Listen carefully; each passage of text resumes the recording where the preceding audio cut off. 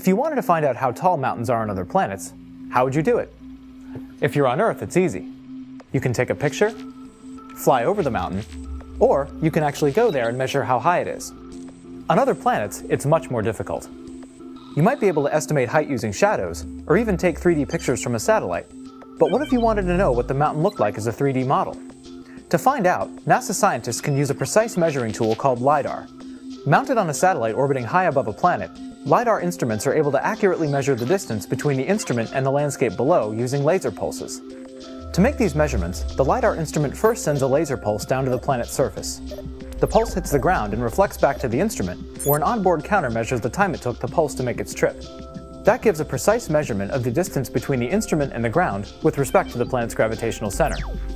As the satellite passes over the landscape, the instrument sends out a series of regular pulses. By recording and combining these measurements, scientists can use the instrument to gradually build up a map of the height of the terrain. After many more measurements, the end result is a high-resolution 3D model that scientists can view as if they were actually on the planet, flying over the terrain. They can then study its shape in more detail, looking for clues to the relative ages of craters, the shape of valleys and landscape features, and much more. But LIDAR is far more versatile than simply measuring the shapes of mountains and craters. Earth scientists, for example, use LIDAR to measure the height and density of the Earth's forests.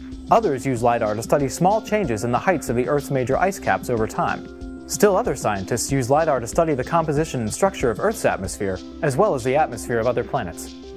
And they can do all that without ever having to climb a mountain.